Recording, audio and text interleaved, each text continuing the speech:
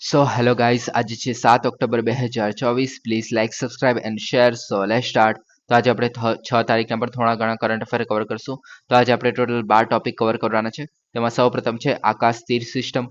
તો વૈશ્વિક સુરક્ષાની ચિંતાઓ વચ્ચે ભારતીય સેનાએ 100 આકાશ તીર એર ડિફેન્સ સિસ્ટમની ખરીદી કરી છે અને તેનાથી હવાઈ સંરક્ષણ ક્ષમતામાં નોંધપાત્ર વધારો કર્યો છે. હવે આકાશ તીર સિસ્ટમની જો આપણે વાત કરીએ તો એ જ છે એક advance air defence control and reporting system છે. ઓકે, એનો પ્રકાર છે. તેનો હેતુ જે છે એ મિસાઇલ અને રોકેટ હુમલાઓ સહિત અન્ય જે હવાઈ જોખમો જેમ કે આપણે ડ્રોન કહી શકીએ તો તેનાથી દેશને સુરક્ષિત કરવાનું છે. ઓકે, વિશેષતાઓની વાત કરીએ તો આની અંદર એક એકીકૃત સિસ્ટમ જોવા મળે છે જે ઓપરેશનલ ફ્રેમવર્કમાં જે રડાર સિસ્ટમ, સેન્સર્સ અને સંચાર તકનીકો છે તો આને એક સાથે જો લાવવાનું કામ કરે છે અને જે આપણી ડિફેન્સ સિસ્ટમ છે તેને મજબૂત બનાવવાનું કાર્ય કરે છે. ઓકે, પછી રિયલ ટાઈમ બેટલફીલ્ડ વ્યૂ. ઓકે, એટલે કે જે રિયલ ટાઈમમાં જે બેટલ ચાલી રહી હોય અવકાશમાં, ઓકે, તો તેનું વ્યૂ પણ આપી શકે છે. ઓકે, એટલે કે લશ્કરી કર્મચારીઓને જે આવનારી મિસાઇલો અથવા તો જે દુશ્મનના એરક્રાફ્ટ છે જ્યારે લડાઈ ચાલી રહી હોય, ઓકે, તો જે હવાઈ જોખમો છે તો એને શોધવા, ટ્રેક કરવા અને એની સાથે અટેક કરવા માટે એની મતલબ એની સામે ડિફેન્સ કરવા માટે પણ એ લોકોને ક્ષમતા આપે છે. ઓકે, આગળ વાત કરીએ સંકલન. તો ચોક્કસ હવાઈ સંરક્ષણ કામગીરી માટે વિવિધ સર્વેલન્સ એસેટ્સ, રડાર સિસ્ટમ્સ અને જે સંચાર છે તે એને ગાંઠોને એક સાથે લાવે છે. ઓકે, ઓપરેશનલની લવચિકતા પ્રોવાઈડ કરે છે એટલે કે વાતાવરણની વિશાળ શ્રેણી માટે યોગ્ય બનાવે છે. ઓકે, વિકાસની વાત કરીએ તો આનો વિકાસ જે છે એ ભારત ઇલેક્ટ્રોનિક્સ લિમિટેડ એટલે કે BEL જે આપણે કહીએ છીએ, ઓકે, તો તેના દ્વારા થયો છે. ઓકે, મહત્વની વાત કરીએ તો આ જે છે ભારતીય સેનાની એર સ્પેસ પર દેખરેખ રાખવાની ક્ષમતામાં સુધારો કરશે. ઓકે, અને નિકટવર્તી જે ભવિષ્યની જે જોખમો છે કે એના માટે ઝડપી અને અસરકારક જે પ્રતિભાવો છે એને સક્ષમ કરવાનું કાર્ય કરે છે. ઓકે, હવે નેક્સ્ટ ટોપિક છે નવી જીઆઈ ટેગ કરેલી પ્રોડક્ટ્સ. તો તાજેતરમાં ચેન્નઈમાં જે જીઆઈ ટેગ રજિસ્ટ્રી છે તો એમના આસામ પ્રદેશના 8 ઉત્પાદનોને જીઆઈ ટેગ આપ્યો છે, જેમાં પરંપરાગત ખાદ્ય ચીજો અને જે ચોખાની બિયર છે એની ઘણી વિશિષ્ટ જાતોનો સમાવેશ થાય છે. હવે આ જીઆઈ ટેગ કરેલી પ્રોડક્ટ્સની આપણે વાત કરીએ તો રાઈસ બિયર છે જેમાં અનન્ય જાતો જોવા મળે છે જેમ કે બડોજૌ ગ્વરાન, જે બોડો સમુદાય દ્વારા બનાવવામાં આવતી ચોખાની બિયરમાં આલ્કોહોલની સૌથી વધુ માત્રા ધરાવતી જે મતલબ આલ્કોહોલ છે, જેમાં આશરે 16.11% જેટલું આલ્કોહોલ જોવા મળે છે. ઓકે, ત્યારબાદ આવે છે માઇબ્રા જુ બીવડી, જેને સ્થાનિક રીતે માઇબ્રા ચવું બીવડી અને માઇબ્રા ઝવુ બીવડી તરીકે ઓળખવામાં આવે છે. અને આ જે છે મોટે ભાગે બોડો આદિવાસીઓ દ્વારા સ્વાગત પીણું તરીકે આપવામાં આવે છે. ઓકે, અડધા રાંધેલા ચોખાને જેને મેરોંગ તરીકે ઓળખાય છે એને ઓછા પાણીમાં આથો આપીને થોડા અમાઓ એટલે કે યીસ્ટનો જે સંભવિત સ્ત્રોત છે, યીસ્ટ એટલે કે આપણે જ્યારે ફર્મેન્ટેશન પ્રક્રિયા કરતા હોય છે, આપણે થોડા દિવસ પહેલા જ્યારે આપણે બાયોડીઝલની વાત કરતા હતા ત્યારે આપણે ફર્મેન્ટેશન પ્રક્રિયા જોઈ લી. ઓકે, તો એની અંદર જે આપણે શું કહેવાય ફર્મેન્ટેશન પ્રોસેસને આપણે વધારે ફાસ્ટ બનાવવી હોય તેના માટે યીસ્ટનો ઉપયોગ કરવામાં આવે છે. ઓકે, તો તે જે યીસ્ટ છે એનો સંભવિત સ્ત્રોત જે છે ઉમેરીને જેને અમાઓ કહેવામાં આવે છે, ઓકે, આમની ભાષામાં, ઓકે, તો એ ઉમેરીને તૈયાર કરવામાં આવે છે. ઓકે, પછી આવે છે બોડો જુ ગીસી. તો એ પણ એક પ્રકારનું બિયર જ છે. ઓકે, જે પરંપરાગત જે રીતે આથો આપેલા જે ચોખા છે એને આધારિત આલ્કોહોલ પીણું છે આ પણ. ઓકે, આની અંદર પણ આલ્કોહોલ જોવા મળે છે. ઓકે, ત્યારબાદ પરંપરાગત જે ખાદ્ય ઉત્પાદનોની વાત કરીએ તેમાં છે બોડો નેફામ. તો આ જે છે આથોવાળી માછલીની લોકપ્રિય વાનગી છે. તો આ પેલા યાદ રાખો કે માછલી છે, ઓકે, એને 2 થી 3 મહિનામાં ચુસ્તપણે બંધ રાખીને કન્ટેનરમાં એનોરબિક રીતે તૈયાર કરવામાં આવે છે. એનોરબિક રીતે એટલે કે ઓક્સિજનની ગેરહાજરીમાં. ઓકે, પછી આવે છે બોડો ઓન્ડાલા, જેમાં લસણ, આદુ, મીઠું અને આલ્કલી છે એની સાથે સ્વાદવાળી ચોખાની પાવડર કરીને પછી બનાવવામાં આવે છે. ઓકે, આ બી ખાદ્ય ઉત્પાદન છે. ઓકે, ત્યારબાદ છે બોડો ગ્વાખા, જે વિસાગુ ઉત્સવ છે એ દરમિયાન તૈયાર કરવામાં આવેલી ગ્વકા ગ્વકી તરીકે પણ ઓળખવામાં આવે છે. ઓકે, ત્યારબાદ આવે છે બોડો નરસી. તો સળના પાન, જેને કોકોરસ કેપ્સ્યુલારિસ એટલે કે આ જે સાયન્ટિફિક નામ છે જે સળના પાન હોય છે તેનું. ઓકે, તેના વડે બનાવેલી જે અર્ધ આંથો ખોરાક છે એટલે આને પણ આંથો આપવામાં આવે છે, પણ અર્ધ આંથો એટલે કે ટોટલી આને ફર્મેન્ટેશન નહીં કરવામાં આવતું. ઓકે, પછી એ ખોરાક છે, ઓકે, જે ઓમેગા અને 3 ફેટી એસિડ, આ આખું નામ છે ઓમેગા 3 ફેટી એસિડ. ઓકે, તો આ કેમિકલ કમ્પાઉન્ડ છે અને વિટામિન્સ અને કેલ્શિયમ અને મેગ્નેશિયમ જેવા આવશ્યક જે ખનિજોથી સમૃદ્ધ જોવા મળે છે જે સળના પાનથી બનાવવામાં આવે છે. ઓકે, ત્યારબાદ આવે છે બોડો એરનાઈ. તો આ જે છે 1.5 થી 2.5 મીટર લાંબુ અને 0.5 મીટર જેટલું પહોળું નાનું સુંદર કાપડ છે. ઓકે, તો આ ઇમ્પોર્ટન્ટ બનશે. ઓકે, તો આટલા જે વસ્તુ છે જે નાગાલેન્ડની છે, ઓકે, તો તેમને જે છે આપણે આસામની છે. ઓકે, તો તેમને જીઆઈ ટેગ આપવામાં આવે છે. ઓકે, તો આટલી વસ્તુ તમે યાદ રાખશો કે કઈ કઈ મતલબ જીઆઈ ટેગ આપવામાં આવે છે. ઓકે, હવે આપણે જીઆઈ ટેગની જો વાત કરીએ તો જીઆઈ ટેગ જે છે એવા ઉત્પાદન પર વપરાતી જે નિશાની છે જે ચોક્કસ ભૌગોલિક મૂળ દર્શાવે છે, જેમ કે આપણે આગળ જોયું કે જો ચોક્કસ ભૌગોલિક મૂળ દર્શાવે છે, બોડો જનજાતિ સાથે જોડાયેલું છે, ઓકે, અને તેના ગુણો ધરાવે છે અથવા તો મૂળને કારણે પ્રતિષ્ઠા ધરાવે છે, ઓકે. હવે તે જ છે બૌદ્ધિક સંપદા અધિકાર, જે આપણે ઇન્ટેલેક્ચુઅલ પ્રોપર્ટી રાઇટ્સ તરીકે સેવા આપે છે, ઓકે, જે ઉત્પાદનની ગુણવત્તા, પ્રતિષ્ઠા અથવા તો તેના ભૌગોલિક મૂળના અનન્ય જે લક્ષણો છે તેને આભારી છે, ઓકે. એટલે કે આપણે જો બોડો જનજાતિ દ્વારા આ જે બનાવવામાં આવતા જે અલગ અલગ જે વાનગી છે, ઓકે, હવે આ જ વસ્તુ જો બીજી કોઈ જગ્યાએ બનાવવામાં આવશે, ઓકે, તો મતલબ ત્યાંનું જો રિજનલ કઈ વસ્તુ અલગ હશે તો એને જીઆઈ ટેગ આપવામાં આવશે, ઓકે, પણ આની જો સેમ કોપી કરતા હશે, ઓકે, તો તેમાં જે છે એક રીતે એ દંડ તરીકે ગણાશે, ઓકે, તે દંડપાત્ર ગણાશે જો એવી એક્ટિવિટી કરતી હોય તો, ઓકે. ત્યારબાદ આવે છે આનું કાનૂની ફ્રેમવર્ક. તો ઔદ્યોગિક સંપત્તિના રક્ષણ માટે પેરિસ સંમેલન જે થયું હતું અને જે બૌદ્ધિક સંપદા જે અધિકારો જે આપણે ટ્રીપ્સ હેઠળ છે, ઓકે, તો એના કરારના જે વેપાર સંબંધિત પાસાઓને હેઠળ માન્ય ગણવામાં આવે છે, ઓકે, એટલે કે જીઆઈ ટેગને છે એક રીતે વિશ્વમાં પણ આપણે માન્ય તરીકે ગણી શકીએ છીએ, ઓકે. હવે આગળ વાત કરીએ જારી કરનારી સત્તા. તો વાણિજ્ય અને ઉદ્યોગ મંત્રાલય હેઠળ જે department of industries promotion and internal trade જે ડીપીઆઈઆઈટી જે આપણે કહીએ છીએ, ઓકે, તો એના હેઠળ ભૌગોલિક સંકેત રજિસ્ટ્રી જે છે એ જીઆઈ ટેગ જારી કરે છે, ઓકે. હવે માલ સામાન ભૌતિક સંકેતો નોંધણી અને સંરક્ષણ અધિનિયમ જે 1999 છે, તો આના હેઠળ જે છે જીઆઈ ટેગ આપવામાં આવે છે. એની મુખ્ય જોગવાઈની વાત કરીએ આપણે તો ભૌગોલિક સંકેતોની જે રજિસ્ટ્રી છે એની સ્થાપના કરે છે આ, ઓકે, જે ચેન્નઈમાં છે, ઓકે. પછી નોંધણી માટે જે માપદંડોમાં ઉત્પાદન અને તેના ભૌગોલિક જે મૂળ વચ્ચે જોડાણોનો સમાવેશ થાય છે આની અંદર, ઓકે. સંરક્ષણની અવધિ એટલે કે જ્યારે આપણે એનું ટેગ મળે છે તો શરૂઆતમાં 10 વર્ષની હોય છે અને ત્યારબાદ પણ જો અનિશ્ચિત સમય માટે નવીનીકરણ માટે મતલબ કરી શકાય છે, એટલે કે તમે 10 વર્ષે એ પ્રોડક્ટ માટે જીઆઈ ટેગ મેળવી શકો છો, ઓકે. ઉલ્લંઘન માટે નાગરિક અને ફોજદારી દંડો સાથે જીઆઈ અધિકારો છે એને લાગુ કરે છે, ઓકે. અધિકૃત જે વપરાશકર્તાઓ અને ઉત્પાદકો છે એના સંગઠનોની નોંધણી પણ કરવામાં આવે છે આની અંદર, ઓકે. હવે લાભોની વાત કરીએ તો જીઆઈ ટેગ આપવાના લાભ શું છે? તો કે પહેલા કાનૂની રક્ષણ આપે છે, એટલે કે અન્ય જે લોકો દ્વારા અનધિકૃત રીતે જો ઉપયોગ કરવામાં આવે, જેમ કે આપણે વાત કરી કે આપણે જે અલગ અલગ જે વાનગી બનાવવામાં આવે છે, જેમ કે બોડો એનો જે કાપડ હતું, ઓકે, તો એ કોઈ બીજી જગ્યાએ મતલબ બનાવવામાં આવતું હોય આસામની બહાર, ઓકે, બોડો જનજાતિ લોકો સિવાય, ઓકે, તો એક રીતે અપરાધ તરીકે ગણાશે, ઓકે. તો આ એક રીતે અનધિકૃત જે છે ઉપયોગને અટકાવે છે, એટલે કે મતલબ તમે જબરજસ્તી કોઈ પણ જગ્યાએ ઉત્પન્ન ના કરી શકો, ઓકે. ત્યારબાદ છે વિશિષ્ટ અધિકારો, જેમાં ફક્ત નોંધાયેલા જે માલિકો છે એને જ આપણે જીઆઈ ટેગનો ઉપયોગ કરવાની મંજૂરી આપે છે, ઓકે. ત્યારબાદ દુરુપયોગનું નિવારણ, જેમ કે અનુકરણ અથવા તો ગેરમાર્ગે દોરતી જે રજૂઆતો છે એને રોકે છે અને કાનૂની આશ્રય એટલે કે ઉલ્લંઘન જો કોઈએ કર્યું, ઓકે, તો એને અથવા તો અન્ય જે સ્પર્ધા છે તેની સામે કાનૂની કાર્યવાહી કરે છે, ઓકે. તો આ રીતે આના લાભો છે, ઓકે. ઉત્પાદનોના પ્રકાર છે તેની અંદર શું શું એડ કરી શકાય છે, તો કે કૃષિના ઉત્પાદનો છે, ખાદ્ય પદાર્થો છે, વાઇન, સ્પિરિટ્સ, હસ્તકલા, ઔદ્યોગિક ઉત્પાદનો તેમજ જે ભૌગોલિક મૂળના કારણે જે ચોક્કસ ગુણો અથવા તો લાક્ષણિકતા ધરાવતા હોવા જોઈએ, ઓકે. તો આ ઇમ્પોર્ટન્ટ બનશે આની અંદર, ઓકે. પાત્રતા માપદંડની વાત કરીએ તો કોઈ પણ જૂથ, સંગઠન અથવા તો સંસ્થા છે એ અરજી કરી શકે છે આની અંદર, ઓકે. અને ઐતિહાસિક રેકોર્ડ્સ અને વિગતવાર જે ઉત્પાદન પ્રક્રિયા સાથે ઉત્પાદનની જે વિશિષ્ટતા એ દર્શાવવી આવશ્યક છે, ઓકે. એટલે કે કોઈ મેથડ હોય અલગથી તો તે પણ દર્શાવવી જરૂરી છે, ઓકે, આ બનાવવા માટેની, ઓકે. તો આ થઈ ગયું આપણું જીઆઈ ટેગ, ઓકે. હવે નેક્સ્ટ ટોપિક છે ચેન્ચુસ. તો પેનુકુ માંડુગુના જે ચેન્ચુસ સદીઓથી ગાઢ નલામલાઈ જે જંગલો છે તેમાં રહે છે. જો કે આધુનિકરણની અવિરત ગતિ સાથે જ ચાલુ રાખવાની તેમની અસમર્થતા છે એને કારણે મનરેગા હેઠળ તેમની કામોની જે તકો છે એ ઘટી રહી છે, ઓકે. હવે આની અંદર આપણે ચેન્ચુસ અને મનરેગા બંને વિશે વાત કરશું, ઓકે. હવે ચેન્ચુસ જનજાતિ વિશે વાત કરીએ તો તેલુગુ ભાષી ખાદ્ય પદાર્થો એકત્રિત કરતી આદિજાતિ છે.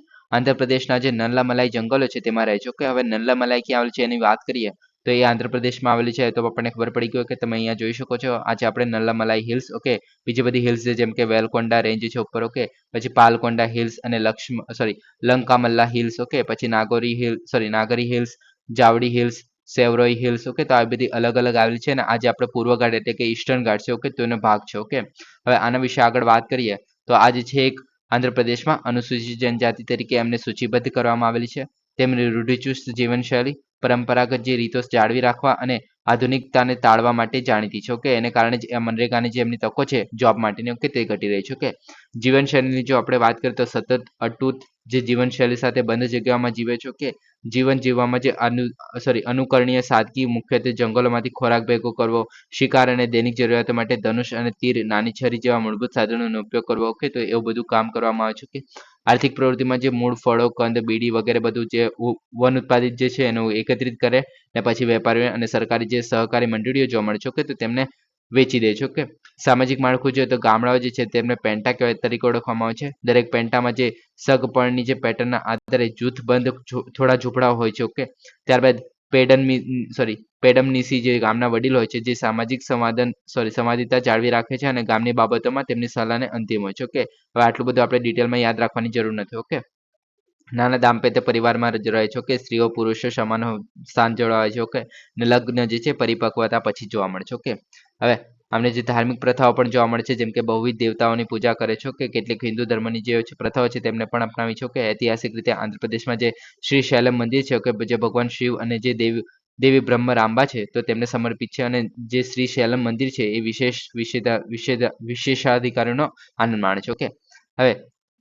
મનરેગાની વિશે વાત કરીએ તો આ ઘણો ઇમ્પોર્ટન્ટ ટોપિક છે. ઓકે, આની અંદર તો મનરેગાનો અર્થ જે છે એ આપણે મહાત્મા ગાંધી રાષ્ટ્રીય ગ્રામીણ રોજગાર ગેરંટી અધિનિયમ 2005 આપણને બધાને ખબર જ છે. Okay, Mahatma Gandhi national rural employment guarantee act. Okay, આ બધાને ખબર છે. ઓકે, 2005 નો આ એક્ટ છે. ઓકે, 1,00,000 ગ્રામીણ પરિવારોના પુખ્ત સભ્યોને ઓછામાં ઓછા 100 દિવસનું અકુશળ એટલે કે અનસ્કિલ જે આપણે મેન્યુઅલ વર્ક આપવામાં આવે છે. ઓકે, એ પ્રદાન કરીને કામ કરવાનો જે અધિકાર છે તેની ખાતરી આપે છે. ઓકે, હવે બધાને ખબર છે કે કામ કરવાનો અધિકાર આપણા જે બંધારણ છે એમાં ક્યાં આપેલો છે તો બધાને ખબર હોય છે આર્ટિકલ આપણો જે 21 ઓકે તેની હેઠળ જે કામ કરવાનો અધિકાર છે. ઓકે, હવે આર્ટિકલ 41 21 નહીં 41 એટલે કે આપણે ડીપીએસપી થઈ ગયું. ઓકે, અને ડીપીએસપી આપણને બધાને ખબર છે કે સરકાર દ્વારા આપણે એને જબરજસ્તીથી લાગુ નથી કરી શકતા કેમ કે આપણે સરકાર પાસે જ્યારે આપણે રિસોર્સિસ અવેલેબલ હોય. ઓકે, પ્રોપર જો મતલબ આપણે ઇન્ફ્રાસ્ટ્રક્ચર તો નહીં કહેવાય પણ આપણે પ્રોપરલી રિસોર્સિસ એટલે કે એક રીતે પૈસાના ટકે જો પ્રોપર વસ્તુ અવેલેબલ હોય. ઓકે, તો ત્યારે આપણે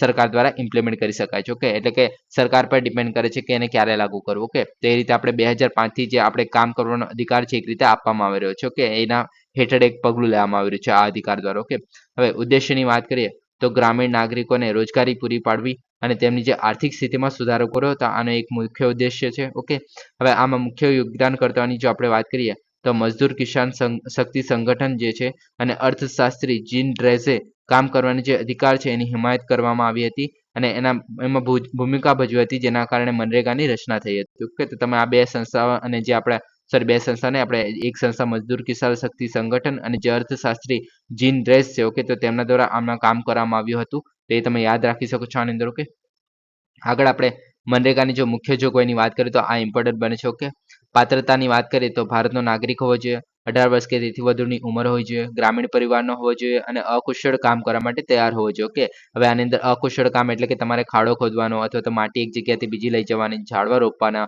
તો એ બધા કામ કરવામાં આવશે. ઓકે, એટલે કે તમારે મતલબ એવું નહીં હોય કે તમને ઓફિસ પ્રોવાઈડ કરી દેવામાં આવશે અને પછી તમે એની અંદર કામ કરશો. ઓકે, ત્યારબાદ બાંયધરી કુદ જે રોજગારની વાત કરીએ તો સરકાર દ્વારા નિર્ધારિત લઘુત્તમ વેતન પર 100 દિવસની અકુશળ રોજગારની બાંયધરી આપવામાં આવે છે. ઓકે, એટલે કે 100 દિવસ તમને કન્ટિન્યુઅસલી વર્ક આપવામાં આવશે. ઓકે, બેરોજગારી ભથ્થું જોઈએ તો જો અરજીના 15 દિવસની અંદર જો કામ પૂરું પાડવામાં ના આવે જો ઓથોરિટી દ્વારા અથવા તો ગ્રામ પંચાયત દ્વારા એટલે કે જે મનરેગા જે ચલાવતો હોય તેમના દ્વારા. ઓકે, તો જે અરજદાર એટલે કે તમે જો અરજી કરી હોય અંદર. ઓકે, તો તમને બેરોજગારી ભથ્થું મળશે. ઓકે, હવે બેરોજગારી ભથ્થું જેથી કેવી રીતના મળે છે તો કે પ્રથમ 30 દિવસ માટે લઘુત્તમ વેતનનો 1/4 એટલે કે 1/4 જેટલું તમને ભથ્થું મળશે. એટલે કે ધારો કે 100 રૂપિયા મળતા હશે. ઓકે, તો તમને મતલબ બેરોજગારી મતલબ શું કહેવાય કામ ન સોંપવામાં આવ્યું હોય 15 દિવસની અંદર. ઓકે, તો પ્રથમ 30 દિવસ છે તેમાં તમને 25 રૂપિયા મળશે. ઓકે, અને જે અનૌગામી સમયગાળામાં એટલે 30 દિવસ પત્યા પછી જે લઘુત્તમ વેતનનો જે છે 1/3 જેટલો ભાગ તમને મળશે એટલે કે 50 રૂપિયા મળશે. ઓકે, મતલબ આ એક્ઝામ્પલ તરીકે વાત કરું છું. ઓકે, હવે સામાજિક ઓડિટની વાત કરીએ તો મનરેગાની કલમ 17 છે એના દ્વારા ફરજિયાત કરવામાં આવે છે જો ઓડિટ છે તો. ઓકે, યોજના હેઠળ ચલાવવામાં આવેલા જે તમામ કાર્યો છે એના નિયમિત ઓડિટ દ્વારા સમુદાયની જે ભાગીદારી અને સરકારની જે જવાબદારી છે એ સુનિશ્ચિત કરવામાં આવે છે. ઓકે, હવે રહેઠાણની નજીક રોજગારી માટે પસંદગી કરવામાં આવે છે એટલે કે જે કામ જે છે એ સામાન્ય રીતે અરજદાર છે એટલે કે તમે જો કોઈ ગામમાં રહેતા હો. ઓકે, તો તમારા ગામની જે 5 કિલોમીટરની જે ત્રિજ્યા છે. ઓકે, એક સર્કલ કહી શકાય એક રીતે તેની નજીક જ આપવામાં આવશે. ઓકે, અને આ ત્રિજ્યાની જે બહાર કામ કરવામાં આવે તો મુસાફરી ભથ્થું પણ આપવામાં આવે છે. ઓકે, હવે વિકેન્દ્રિત આયોજનની જો વાત કરીએ તો પંચાયતી રાજ જે છે એ સંસ્થાઓમાં કામોના આયોજન અમલીકરણ અને દેખરેખમાં આગેવાની લે છે. ઓકે, અને ગ્રામ સભાઓમાં જે ઓછામાં ઓછું અડધું કામ સૂચવે છે. ઓકે, એટલે કે ગ્રામ સભાઓનું જે કામ જે હોય એમાંથી મતલબ જે ટોટલ કામ છે મનરેગાનું એનાથી 50 સોરી એમાંનું જે 50% કામ જે છે એ ગ્રામ સભાનું હશે. ઓકે, અને બાકીનું જે કામ છે એ મનરેગા હેઠળનું હશે. ઓકે, અને આ જે બધું જે આપણે એક રીતે બધું દેખરેખ કરવાનું જે કામ જે છે એ પંચાયતી રાજ જે છે એના દ્વારા થશે. ઓકે, એટલે કે ગ્રામ પંચાયત દ્વારા થશે જો ગામડામાં થતું હશે તો. ઓકે, હવે અમલીકરણ એજન્સીની જો આપણે વાત કરીએ તો કેન્દ્ર સરકાર જે ગ્રામીણ વિકાસ મંત્રાલય છે, આપણે ministry of the rural development જે કહે છે કે તો તેના દ્વારા મનરેગા જ છે એની નોડલ એજન્સી છે આ. ઓકે, અને પાયાના સ્તરે એટલે કે એકદમ નીચે લેવલની વાત કરીએ તો પ્રાથમિક જવાબદારી જે છે એ ગ્રામ પંચાયતની બને છે. ઓકે, હવે યોગ્ય કામ કરવાની જે પરિસ્થિતિઓ, તબીબી સુવિધાઓ અને વળતર જે છે આપવા માટે જવાબદાર પણ છે. ઓકે, ચુકવણીની જે વાત કરીએ તો સાપ્તાહિક ધોરણે આપવામાં આવે છે. ઓકે, અને 15 દિવસની પણ વધુ વિલંબિત થઈ શકતી નથી. એટલે 15 દિવસની અંદર તો મિનિમમ આપી દેવામાં જ આવશે. ઓકે, વિલંબ માટે પણ વળતર આપવામાં આવે છે. ઓકે, અને જો કોઈ ફરિયાદ હોય આ મનરેગાની અંદર તો 7 દિવસની અંદર જે છે એને સંબોધિત કરવી આવશ્યક બને છે. ઓકે, તો આ થઈ ગઈ આપણી મનરેગા પ્લસ સેન્ચુસ. સો હવે આપણો નેક્સ્ટ ટોપિક છે નેશનલ એગ્રીકલ્ચર કોડ. તો બ્યુરો ઓફ ઇન્ડિયન સ્ટાન્ડર્ડ જે આપણે BIS તરીકે ઓળખીએ છીએ. હવે આપણને બધાને ખબર છે કે આ અલગ અલગ માર્ક્સ આપવાનું કામ કરે છે. જેમ કે આપણે હોલમાર્ક કહીએ, જે આપણે ગોલ્ડ માટેનો હોય છે, સિલ્વર માટેની જે વસ્તુ હોય છે તેના માટેનું હોય છે. પછી ISI માર્ક જે છે આપણે ઇલેક્ટ્રિક વસ્તુઓ માટેનો હોય છે. પછી ઇકો માર્ક જે છે એન્વાયરમેન્ટ ફ્રેન્ડલી વસ્તુ માટે હોય છે. પછી ફૂડ માટેનું માર્ક હોય છે, એ તમારે મને કહેવાનું છે એને શું કહેવામાં આવે છે. ઓકે, હવે એમને જે છે હાલના જે નેશનલ બિલ્ડિંગ કોડ્સ અને જે નેશનલ ઇલેક્ટ્રિસિટી કોડ છે, સોરી ઇલેક્ટ્રિકલ કોડ છે, એની તર્જ પર નેશનલ એગ્રીકલ્ચર કોડ જે છે એ બનાવવાની પ્રક્રિયા શરૂ કરી છે. એટલે કે રેફરન્સ તરીકે નેશનલ બિલ્ડિંગ કોડ અને નેશનલ ઇલેક્ટ્રિક કોડ તરીકે લીધા છે. ઓકે, હવે નેશનલ એગ્રીકલ્ચર કોડની જો આપણે વાત કરીએ તો એ જે છે સમગ્ર કૃષિ ચક્રને આવરી લેવા અને ભવિષ્યને જે માનકીકરણ એટલે કે જે સ્ટાન્ડર્ડાઇઝેશન જે છે એના માટે માર્ગદર્શન પૂરું પાડવા માટે રચાયેલ છે. અને એની અંદર 2 મુખ્ય ભાગોનો સમાવેશ થશે, જેમાં સામાન્ય સિદ્ધાંતો જેમાં તમામ પાકોને લાગુ પડશે આ જ છે, અને પાક વિશિષ્ટ ધોરણો જેની અંદર ડાંગર, ઘઉં, તેલીબિયાં અને જે કઠોળ છે એના જેવા ચોક્કસ પાકો માટે વિગતવાર ધોરણો આપવામાં આવશે. ઓકે, ધોરણો એટલે કે માનક એક રીતે આપણે સ્ટાન્ડર્ડ જે છે એ ફિક્સ કરવાનો છે. ઓકે, કોડ બનાવવાનો છે પર્ટિક્યુલર. ઓકે, જે રીતે આપણે યુનિફોર્મ સિવિલ કોડ જે છે એ કહેવામાં આવે છે. જેમ કે આપણે યુનિફોર્મ સિવિલ કોડની જો વાત કરીએ કયા રાજ્યમાં સૌપ્રથમ લાગુ થઈ ગયું છે અત્યારે, તો એ તમારે કહેવાનું છે. ઓકે, પણ એની અંદર શું હોય છે, જેમ કે આપણે લગ્નની જો વાત કરીએ તો જે મુસ્લિમ છે, હિન્દુ છે, શીખ છે, અથવા તો આપણે મતલબ બીજું કોઈ પણ ધર્મ લઈ લો. ઓકે, તો તેમને જે લગ્નની જે વિધિ છે અથવા તો એમનું જે રજિસ્ટ્રેશન છે, ઓકે, તો એમાં એક યુનિફોર્મિટી લાવવાની છે. ઓકે, તો તેને આપણે યુનિફોર્મ સિવિલ કોડ કહે છે. ઓકે, તેવી રીતે જ આપણે નેશનલ એગ્રીકલ્ચર કોડ છે કે આપણે કોઈ પણ જગ્યાએ જ્યારે ઉત્પાદન કરશું ત્યારે આટલા માનક છે એને આપણે ધ્યાનમાં રાખીને ચાલશું. ઓકે, તો તેને આપણે નેશનલ એગ્રીકલ્ચર કોડ કહેવામાં આવશે. ઓકે, હવે NEC જે છે એ વ્યાપક માર્ગદર્શિકા તરીકે સેવા આપશે. શેના માટે? તો કે ખેડૂતોને, કૃષિ યુનિવર્સિટીઓને અને જે કૃષિ સાથે સંકળાયેલા જે અધિકારીઓ છે, ઓકે, તો એમને એ જે છે વ્યાપક માર્ગદર્શિકા તરીકે આપણે પ્રોવાઈડ કરશે. ઓકે, હવે આમાં એવું છે કે આપણે કોઈ પણ જગ્યાએ કોઈ પણ મતલબ રૂલ બુક જે છે આપણે બધી જગ્યાએ સરખા પ્રમાણે લાગુ ના કરી શકીએ. ઓકે, પણ આપણે એક મિનિમમ જે સ્ટાન્ડર્ડ્સ જે કહે છે, ઓકે, તો તે તો આપણે જાળવી શકીએ છીએ. તો એના માટે જ આપણે લાવવામાં આવે છે. ઓકે, હવે કવરેજની જો આપણે વાત કરીએ તો કૃષિ પ્રક્રિયાઓ જેમ કે આપણે પાકની પસંદગી, જમીનની તૈયારી, વાવણી, રોપણ, સિંચાઈ, ડ્રેનેજ, જમીન આરોગ્ય વ્યવસ્થાપન, છોડની જે આરોગ્ય વ્યવસ્થાપન, લણણી, થ્રેસિંગ, પ્રાથમિક પ્રક્રિયાઓ, લણણી પછીની જે કામગીરી, ટકાઉપણું અને રેકોર્ડ છે, તો આ બધું આની અંદર આવરી લેવામાં આવશે. કૃષિ પ્રક્રિયાઓ જે અલગ અલગ જોવા મળે છે. પછી ઇનપુટ મેનેજમેન્ટ જેમ કે રાસાયણિક ખાતરો, જંતુનાશકો અને નીંદણનાશકો છે. ઓકે, તો એનો ઉપયોગ આપણે મતલબ કેટલા પ્રમાણમાં કરવો જોઈએ, કેવું પાક હોય તો કયો આપણે નીંદણનાશક છે તેનો ઉપયોગ કરવો જોઈએ, જંતુનાશકનો ઉપયોગ કરવો જોઈએ. કે એવી રીતના અલગ અલગ રીતે મતલબ જે પાક છે એના પર ડિપેન્ડ કરીને પાકની કઈ જાત છે એના પર પણ ડિપેન્ડ કરીને આપણે સ્પેસિફિક એના માટેના માનાંકો છે જે એ જનરેટ કરી શકીએ છીએ આની હેઠળ. ઓકે, પછી પાક સંગ્રહ અને ટ્રેસેબિલિટી એટલે કે પાકનો જે યોગ્ય સંગ્રહ અને એને ટ્રેકિંગ પણ સુનિશ્ચિત કરી શકાશે એનાથી. ઓકે, પછી ઉભરતા વિસ્તારો જેમ કે કુદરતી ખેતી છે, જૈવિક ખેતી છે, ખેતીમાં ઇન્ટરનેટ ઓફ થિંગ્સ જે આપણે કહીએ છીએ. ઓકે, તો તેનો ઉપયોગ માટેનું જે આપણે માનક તૈયાર કરવાનું છે કે કેટલા હદ સુધીનું આપણે જે મતલબ જંતુનાશકોની જે આપણે કોન્સન્ટ્રેશન છે તે અલાવ કરવું જોઈએ. ઓકે, તો મતલબ એ રીતે જે છે આપણે માનક સેટ કરવામાં આવશે આની અંદર. ઓકે, જે મતલબ કુદરતી ખેતી છે અને જૈવિક ખેતી માટેનું પણ. ઓકે, આગળ વાત કરીએ ઉદ્દેશ્ય શું છે આનો, તો કે એક અમલી રાષ્ટ્રીય સંહિતા એટલે કે કૃષિ આબોહવા વિસ્તારો, પાકના જે પ્રકારો છે, સામાજિક અને આર્થિક વિવિધતા અને જે સમગ્ર કૃષિ ખાદ્ય મૂલ્ય શૃંખલા છે. ઓકે, તો એ બધાને ધ્યાનમાં લેતી જે કૃષિ પદ્ધતિઓ માટેની ભલામણ કરવાની છે આની અંદર. ઓકે, પછી ગુણવત્તાની સંસ્કૃતિ એટલે કે જે નીતિ નિર્માતાઓ છે, કૃષિ વિભાગો છે, નિયમનકારો છે, ઓકે, તો તેમની જ્યારે યોજના પણ બનાવતા હશે, ઓકે, અને નીતિ અથવા તો નિયમો પણ બનાવતા હશે, ત્યારે આ જે NSE ની અંદર જો સ્પેસિફિક માનાંકો આપેલા છે કે ભાઈ આટલા તો આપણે માનાંકો ફોલો કરવાના છે, તો એ રીતે એને સંદર્ભ પૂરો પાડશે, ઓકે. ત્યારબાદ વ્યાપક માર્ગદર્શિકા એટલે કે કૃષિ પદ્ધતિઓમાં જે અસરકારક નિર્ણયો લેવામાં ખેડૂત સમુદાય છે એને મદદ કરશે, ઓકે. ત્યારબાદ ધોરણોનું એકીકરણ એટલે કે ભલામણ કરેલી જે કૃષિ પદ્ધતિઓ છે એની સાથે સંબંધિત જે ભારતીય ધોરણો છે એને સંરેખિત કરવાનું છે. એટલે કે અત્યારે જે હાલમાં ફોલો કરવામાં આવતી જે પ્રવૃત્તિઓ છે કે જ્યારે ખેતી કરવામાં આવે છે, ઓકે, તો તેને પણ આપણે ઇન્ક્લુડ કરી લેવામાં આવશે આની અંદર, ઓકે. પછી આની અંદર પાસાઓ જેમ કે સ્માર્ટ ખેતી, ટકાઉપણું, ટ્રેસેબિલિટી, દસ્તાવેજીકરણ, તો આ બધાને સંબોધિત કરવામાં આવશે, ઓકે. ત્યારબાદ ક્ષમતા નિર્માણ માટે જે કૃષિ વિસ્તરણ સેવાઓ, નાગરિક સમાજ સંગઠનો દ્વારા જે આયોજિત તાલીમ કાર્યક્રમો, તો આ બધાનો સહાય લેવામાં આવશે, ઓકે. તો આ રીતે જે છે એક આપણે નેશનલ જે કૃષિ એગ્રીકલ્ચર જે કોડ છે, ઓકે, તો એ બનાવવાનો છે, ઓકે. હવે નેક્સ્ટ વાત કરીએ ઇમરજન્સી યુઝ લિસ્ટિંગ, ઓકે. તો વર્લ્ડ હેલ્થ ઓર્ગેનાઇઝેશન એટલે કે WHO એ EUL પ્રક્રિયા હેઠળ પ્રથમ મંકી પોક્સની ઇન વિટ્રો ડાયગ્નોસ્ટિક જે કીટ છે એનો સમાવેશ કરવાની જાહેરાત કરી છે, ઓકે. હવે આમાં પહેલા ઇન વિટ્રો એટલે શું? તો કે ઇન વિટ્રો ડાયગ્નોસ્ટિક એટલે કે તમારું જે બ્લડ છે અથવા તો જે નાકમાં જે અથવા તો મોઢામાંથી જે લાળ છે, ઓકે, તો એવી રીતના જે અલગ અલગ વસ્તુઓ જોવા મળે છે, ઓકે. તો એની આપણે બહાર કાઢીને પછી એનું જે આપણે પરીક્ષણ કરવામાં આવે છે, ચેક કરવામાં આવે છે કે તમને કયો રોગ છે અથવા તો એ રીતે મતલબ, ઓકે. તો કસનળીમાં મતલબ જે આપણે કરવામાં આવે છે, ઓકે, તો તેને ઇન વિટ્રો કહેવામાં આવે છે, કે તો તમારી શરીરની બહાર થશે એક ટેસ્ટ ટ્યુબની અંદર, ઓકે. તો તેને ઇન વિટ્રો ડાયગ્નોસ્ટિક કહેવામાં આવે છે, ઓકે. તો આ જે કીટ છે, ઓકે, તો તેની જાહેરાત કરવામાં આવી છે, ઓકે.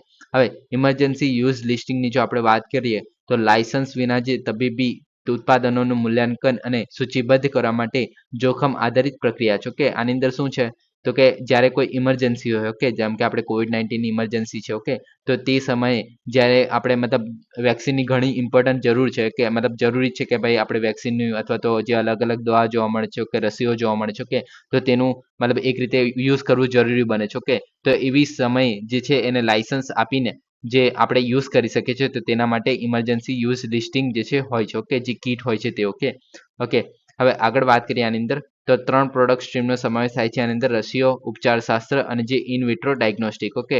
તો આ જે કીટ છે તેની અંદર આ વસ્તુનો સમાવેશ થશે એટલે કે ઇમરજન્સીના સમયે જે દેશો છે તેને પણ ડિસાઇડ કરવા માટે હેલ્પફુલ થશે કે ભાઈ આપણે કઈ જે દવાઓ છે તેને આપણે યુઝ કરી શકીએ છીએ, કેમ કે કોઈ પણ દવા અવેલેબલ નથી, ઓકે. તો આ જે થોડી ઘણી જોખમી પણ દવાઓ છે, ઓકે, તો તેનો પણ આપણે યુઝ કરી શકીએ છીએ. તો આ જે છે કીટની અંદર આવરી લેવામાં આવે છે, ઓકે. હવે આનું મહત્વની વાત કરીએ તો જાહેર આરોગ્ય કટોકટી દરમિયાન ઉત્પાદનોની જે વૈશ્વિક એક્સેસની ખાતરી કરે છે, ઓકે. પછી દેશો માટે સમર્થન એટલે કે એવા દેશોને મદદ કરે છે કે જેમાં વિસ્તૃત નિયમનકારી પદ્ધતિનો અભાવ છે, ઓકે. જેવી રીતના આપણે મેં કીધું કે જે આપણે COVID-19 છે જ્યારે આપણી પાસે કોઈ મતલબ પ્રોપર આપણી પાસે દવા અવેલેબલ નથી, ઓકે, તો ત્યારે જે છે એ અમુક જે જોખમી દવાઓ છે તેને પણ વિસ્તૃત નિયમનકારી પદ્ધતિનો અભાવ હોવા પર જે દવાઓ છે તેને મતલબ હેલ્પ કરવામાં મદદ કરશો કે તેનો યુઝ કરવામાં મદદ કરશો, કે પછી જાહેર આરોગ્ય કટોકટી દરમિયાન જે ઉત્પાદનો છે એની વૈશ્વિક એક્સેસની ખાતરી કરે છે એટલે કે દરેક જગ્યાએ પહોંચે એના માટે, ઓકે. ત્યારબાદ પ્રોડક્ટ લિસ્ટિંગ માટેના જો માપદંડની જો વાત કરીએ, ઓકે, તો આની અંદર માપદંડો જેવા કે ગંભીર અને જીવલેણ રોગ માટે ઉત્પાદનોને લક્ષ્યાંકિત કરવા, ઓકે. ત્યારબાદ સ્થિતિ સારવાર માટે જે હાલના ઉત્પાદનો છે એને અસમર્થતાને સંબોધે છે. ત્યારબાદ સુનિશ્ચિત કરે છે કે ઉત્પાદનો જે છે એ નિર્ધારિત ધોરણો અનુસાર બનાવવામાં આવ્યા હોય એટલે કે એવું નહીં કે ભાઈ એકદમ જોખમી એટલે કે મૃત્યુ થઈ જાય એવી કન્ડિશન હોય, ઓકે. જે થોડા ઘણા અસર થતી હોય, બીજી કોઈ આડઅસર થતી હોય તો તેવી વેક્સિનો અથવા તો જે રસીઓ હોય છે તો તેને આવરી લેવામાં આવે છે આની અંદર, ઓકે. તો એટલું તો આપણે મતલબ મિનિમમ સ્ટાન્ડર્ડ રાખવામાં આવે છે, અમુક જે નિર્ધારિત ધોરણો હોય છે આની અંદર, ઓકે. તો આ થઈ ગયું આપણું જે product emergency use listing, okay. હવે આગળ મંકી પોક્સ વિશે વાત કરી જેને એમ્પોક્સ તરીકે ઓળખવામાં આવે છે, ઓકે. હવે મંકી પોક્સ વાયરસને કારણે થતો વાયરલ ઝૂનોટિક રોગ છે, ઓકે. ઝૂનોટિક એટલે બધાને ખબર છે જ્યારે પ્રાણીમાંથી આપણે જે મનુષ્યમાં થાય છે, ઓકે, તો તેને આપણે ઝૂનોટિક બીમારી કહીએ છીએ, ઓકે. પછી ડેમોક્રેટિક રિપબ્લિક ઓફ કોંગોમાં 1970માં જે છે આ પ્રથમ વખત માનવ કેસ નોંધાયો હતો, ઓકે. આના બે જાણીતા પ્રકાર છે એટલે કે આને ક્લેડ્સ તરીકે ઓળખવામાં આવે છે, બે જાણીતા ક્લેડ્સ, ઓકે. તેમાં ક્લેડ 1 જે મધ્ય આફ્રિકામાં જોવા મળે છે અને જે ક્લેડ 2 જે છે પશ્ચિમ આફ્રિકામાં જોવા મળે છે, ઓકે. સારવારની જો વાત કરીએ તો આમાં કોઈ પણ પ્રકારની ચોક્કસ સારવાર ઉપલબ્ધ નથી, ઓકે. એટલે કોઈ દવા નથી આની, ઓકે. જે આના અંદર અલગ અલગ જે લક્ષણો જોવા મળે છે એનું સંચાલન કરવા માટે અને જટિલતાઓને રોકવા માટે પ્રારંભિક અને સહાયક સંભાળ જોવા મળે છે, ઓકે. એટલે કે લક્ષણો કયા કયા જોવા મળે છે એની પણ વાત કરીએ આની અંદર તો કે લક્ષણો જેમ કે ત્વચા ત્વચા પર ફોલિયો અથવા તો મ્યુકોસલ જે જખમ જોવા મળે છે જે 2 થી 4 અઠવાડિયા સુધી ચાલે છે. ઓકે, તો આના માટે મતલબ ધારો કે ફોલિયો થઈ તો એના માટેની દવા, પછી તાવ માટેની દવા, માથા માટેની દવા, ઓકે, માથાનો દુખાવા માટેની દવા, સ્નાયુમાં દુખાવા માટેની દવા, પીઠનો દુખાવો, ઓછી ઉર્જા, ઓકે, સોજો, લસિક ગાંઠો, ઓકે, તો આ બધી જે અલગ અલગ જે લક્ષણો છે તેને એક એક કરીને ટેકલ કરવામાં આવે છે. ઓકે, પછી સંક્રમણની જે વાત કરીએ તો શરીરના જે પ્રવાહી અથવા તો જખમ છે એની સાથે જો સીધો સંપર્કમાં આવે કોઈ બીજો વ્યક્તિ, ઓકે, તો તેને થઈ શકે છે. પછી લાંબા સમય સુધી સામસામે સંપર્કમાં અથવા તો જાતીય સંપર્ક હોય તો ત્યારે પણ આ જે છે રોગ ફેલાઈ શકે છે. દૂષિત કપડાં અથવા તો પથારી સાથે જો પરોક્ષ સંપર્ક કરવામાં આવે કે તો ત્યારે પણ આ જે છે રોગ ફેલાઈ શકે છે. ઓકે, તો આવા કન્ડિશન હોય ત્યારે મંકીપોક્સ વાયરસ જે છે ફેલાઈ શકે છે. ઓકે, તો આ થઈ ગયું આપણે મંકીપોક્સ. હવે નેક્સ્ટ ટોપિક છે કો ડિસ્ટ્રિક્ટ ઇનિશિયેટિવ. તો આસામે નાગરિક પેટા વિભાગોની હાલની જે સિસ્ટમ છે એના સ્થાને બદલે જિલ્લા વહીવટમાં સહ જિલ્લાની જે તેના પ્રકારની પ્રથમ અનન્ય કલ્પના શરૂ કરી છે. ઓકે, એટલે કે જિલ્લાની અંદર એક અલગ પ્રકારનો જિલ્લો જોવા મળશે. ઓકે, હવે એના વિશે આપણે જો વાત કરીએ તો જિલ્લાઓ નીચે નાના વહીવટી એકમો, એટલે કે જિલ્લાઓની અંદર જિલ્લો ઇન ધ સેન્સ કે નાના વહીવટી એકમોમાં રૂપાંતરિત કરી દેવામાં આવશે. જે અત્યારે જોવા મળતી હતી એના પેટા વિભાગો જોવા મળતા હતા એની જગ્યાએ. ઓકે, હવે આમાં નેતૃત્વ કોણ કરશે તો કે મદદનીશ જે જિલ્લા કમિશનર જે કક્ષાના અધિકારી રહેશે. ઓકે, જિલ્લા કમિશનરની જેમ જ તે સત્તા અને જવાબદારીઓ સંભાળશે જે આપણે વહીવટી એકમો છે તેની. ઓકે, હવે આનું મહત્વ શું છે તો કે વહીવટનું વિકેન્દ્રીકરણ, એટલે કે આપણે ડિસેન્ટ્રલાઇઝેશન કરવાનું છે. ઓકે, એટલે કે જિલ્લાના જે આપણે મુખ્ય જે કલેક્ટર હોય છે, ઓકે, તો તેના નીચે આ જે અલગ અલગ જે અધિકારીઓ છે તે કામ કરશે. ઓકે, અને એમની પાસે પોતાની અલગ સત્તાઓ અને જવાબદારીઓ હશે. ઓકે, એટલે કે આપણે એક રીતે તમે સમજી શકો છો કે તમે કોઈ મતલબ મોટો કોઈ પ્રોજેક્ટ છે તો તેમાં તમે લખાણનું કામ કોઈને સોંપી દીધું, ચિત્રકારનું કામ કોઈને સોંપી દીધું, ડેટા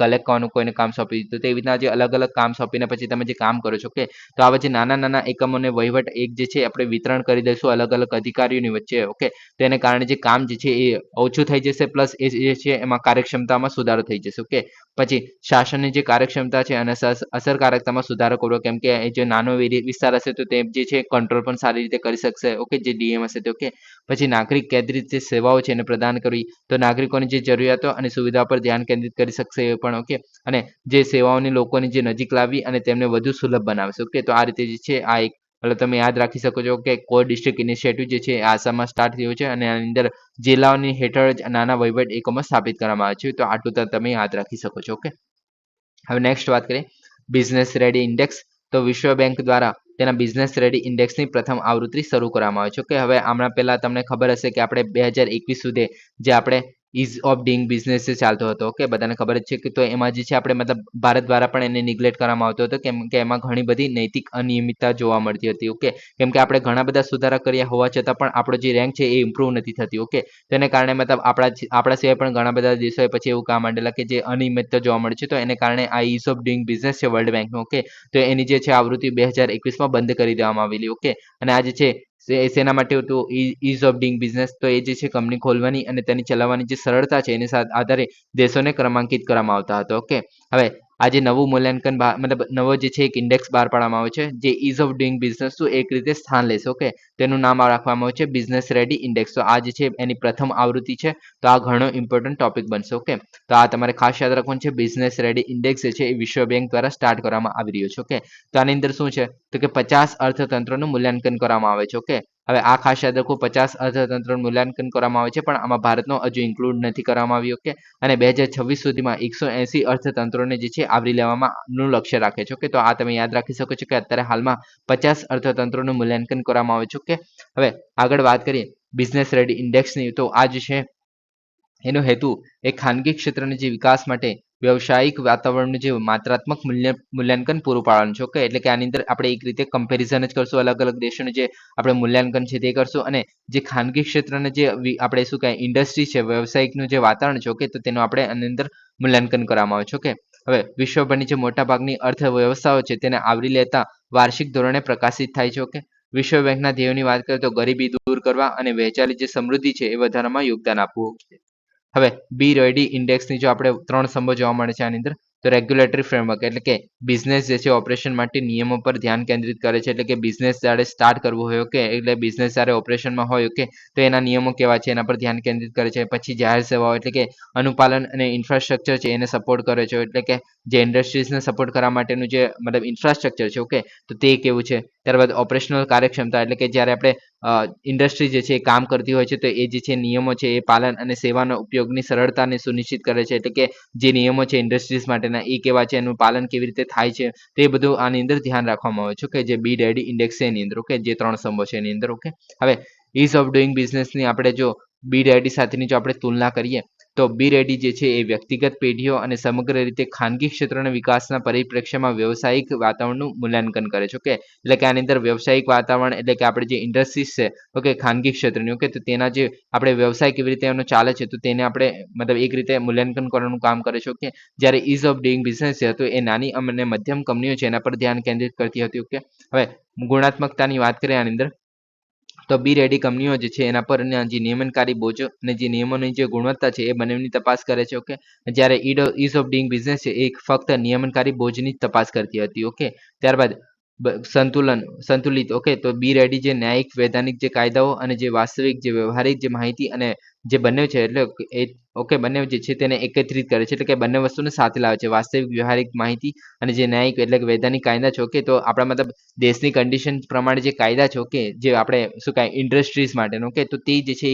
એ બંનેને સાથે લઈને ચાલશે. ઓકે, જ્યારે ઇઝ ઓફ ડુઈંગ બિઝનેસમાં ડી ફેક્ટો અથવા તો ડી જ્યુરી રેગ્યુલેશનને આવરી લેતા સૂચકાંકો હતા, પરંતુ બંને નહીં. જે ઉપરના જે છે આ બંને મતલબ વસ્તુ નથી. ઓકે, આગળ જે ઇઝ ઓફ ડુઈંગ બિઝનેસ હતું તેની અંદર, ઓકે, વિવિધની વાત કરીએ તો બી રેડી જે છે તમામ મુખ્ય વિષયોને આવરી લે છે. ઓકે, જેમ જ્યારે ઇઝ ઓફ ડુઈંગ બિઝનેસ છે એના દ્વારા બાકાત રાખવામાં આવેલા વિષયો જેમ કે મજૂરને રોજગારી, ઓકે, તો આ બધા જે વિષયો છે એ ઇઝ ઓફ ડુઈંગ બિઝનેસમાં આવરી લેવામાં નતા આવે. ઓકે, જે આપણે બી રેડી ઇન્ડેક્સ છે, ઓકે, તો તેની અંદર આવરી લેવામાં આવે છે. ઓકે, તો આ બંને વચ્ચેનો ડિફરન્સ થઈ ગયો એક રીતે. ઓકે, યાદ રાખવાની જરૂર નથી પણ તમે આમાં એ વસ્તુ યાદ રાખી શકો છો કે ઇઝ આપણે સોરી બી રેડી જે છે એની અંદર અમુક વસ્તુ જે છે નવી એડ કરવામાં આવી છે. કે જેથી આપણે મતલબ આ રીતે આમ જે અલગ અલગ વસ્તુ જે એડ કરવામાં આવી છે તેના આધારે જે અલગ અલગ દેશોના જે આપણે મૂલ્યાંકન કરવામાં આવશે આ ઇન્ડેક્સ દ્વારા. ઓકે, અને ત્યારબાદ એને રેન્ક પણ આપવામાં આવશે. ઓકે, અને આ જે છે પ્રથમ વખત સ્ટાર્ટ થયું છે એને કારણે ઇમ્પોર્ટન્ટ બને છે. ઓકે, હવે નેક્સ્ટ વાત કરીએ renewable energy and jobs. Okay, હવે ઇન્ટરનેશનલ રિન્યુએબલ એનર્જી એજન્સી જે છે તેના વાર્ષિક સમીક્ષા 2024 report renewable energy and jobs જે છે એ શીર્ષક પ્રકાશિત કર્યું છે. તો આ યાદ રાખજો કે આ જે છે રિપોર્ટ બહાર પાડવામાં આવે છે ઇન્ટરનેશનલ રિન્યુએબલ એનર્જી એજન્સી દ્વારા. ઓકે, હવે આની અંદર જોબ્સ વિશે વાત કરવાની છે કે એટલે આપણે જે આરી જે છે આપણે રિન્યુએબલ એનર્જી જોવા મળે છે જેમ કે આપણે સોલર એનર્જી, પવન એનર્જી, હાઇડ્રો એનર્જી. ઓકે, તો આવી જે અલગ અલગ જે આપણે રિન્યુએબલ એનર્જી છે એની અંદર આપણે જોબ્સ કેવી રીતના પ્રોવાઈડ કરવામાં આવે છે તો તેને મતલબ એના માટેનું એક ઇન્ડેક્સ. ઓકે, હવે વૈશ્વિક રિન્યુએબલ એનર્જી વર્કફોર્સની જો આપણે વાત કરીએ વિશ્વમાં, ઓકે, તો 2023માં વધીને 16.2 મિલિયન થઈ હતી, જે 2022માં 13.7 મિલિયન જેટલી જોવા મળતી હતી. ઓકે, એટલે કે 3 મિલિયન જેટલી વધી ગઈ છે. ઓકે, ભારતનું જો આપણે રિન્યુએબલ એનર્જી વર્કફોર્સની જો આપણે વાત કરીએ, ઓકે, તો 2023માં અંદાજિત 1.02 મિલિયન નવીનીકરણ ઉર્જા નોકરીઓ જે છે જનરેટ કરવામાં આવી હતી. ઓકે, હવે સૌથી મોટા એમ્પ્લોયરની જો વાત કરીએ તો હાઇડ્રો પાવર એટલે કે જે આપણે નદીમાં જે મતલબ ડેમ દ્વારા જે આપણે હાઇડ્રો પાવર આપણે યુઝ કરીએ છીએ, કે ઇલેક્ટ્રિસિટી જે બનાવે છે, કે તે સેક્ટરમાં જે છે એમાં સૌથી વધારે નોકરીદાતા તરીકે અત્યારે છે. ઓકે, અને ત્યારબાદ આવે છે સૌર ફોટોવોલ્ટિક જે આપણે કહીએ છીએ, જે આપણે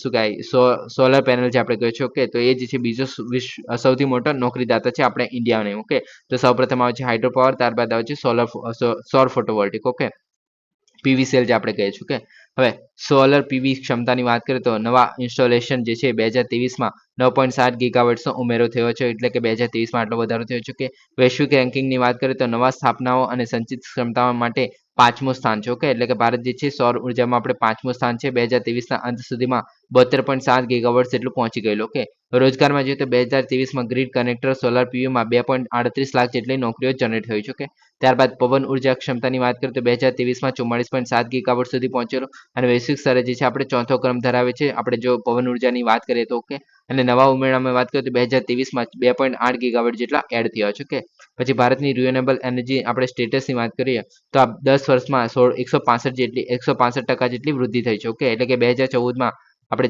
76.38 ગીગાવોટ જેટલા આપણે એનર્જી ઉત્પન્ન થતી હતી રિન્યુએબલ એનર્જી, અને 2024માં જે છે 203.1 ગીગાવોટ જેટલી છે આપણે એનર્જી ઉત્પન્ન કરી છે. ઓકે, એટલે કે આની અંદર બધી આપણે એનર્જી આવી ગઈ જેમાં સોલર સેલ આવી ગયો, પવન ઉર્જા આવી ગઈ, હાઇડ્રો એનર્જી આવી ગઈ. ઓકે, પછી ત્યારબાદ આવે વૈશ્વિક રેન્કિંગ. તો રિન્યુએબલ એનર્જી સ્થાપિત ક્ષમતામાં ચોથું સ્થાન છે ભારતનું. ઓકે, આગળના બીજા કયા છે તો કે ચીન, અમેરિકા અને બ્રાઝિલ. ઓકે, તો આ રીતે જે છે 3 દેશો આગળ છે અને આપણે ચોથા નંબર પર આવે છે જ્યારે આપણે વિશ્વ રેન્કિંગની વાત કરીએ રિન્યુએબલ એનર્જીમાં. ઓકે, તો તમે યાદ રાખી શકો છો. આ તો બીજું બધું નહીં યાદ રાખો, પણ આ તો યાદ રાખવું પડશે. ઓકે, આપણે ચોથા નંબર પર છે રિન્યુએબલ એનર્જીમાં. ઓકે, ત્યારબાદ રિન્યુએબલ ઉદ્યોગો માટે મુખ્ય કૌશલ પડકારોની જો આપણે વાત કરીએ તો કૌશલ્યના અંતરને વિસ્તૃત કરવું, એટલે કે જે કુશળ કાર્યબળ આપણે જે જોઈએ છે કે તે જે છે એ મતલબ એ ઝડપી વૃદ્ધિ નથી કરી રહ્યું આપણે ઇન્ડિયામાં. ઓકે, પછી કૌશલ્યની અપેક્ષા અને દેખરેખનો અભાવ, એટલે કે બજારની જે માંગ સાથે શિક્ષણ અને તાલીમ કાર્યક્રમો જે અનુકૂલન છે એને અવરોધે છે. ઓકે, ભલામણોની જે વાત કરીએ આની અંદર, એટલે કે આ જે આપણે ઇન્ડેક્સ બહાર પાડવામાં છે તેની અંદર ભલામણો પણ કરવામાં આવી છે, જેમ કે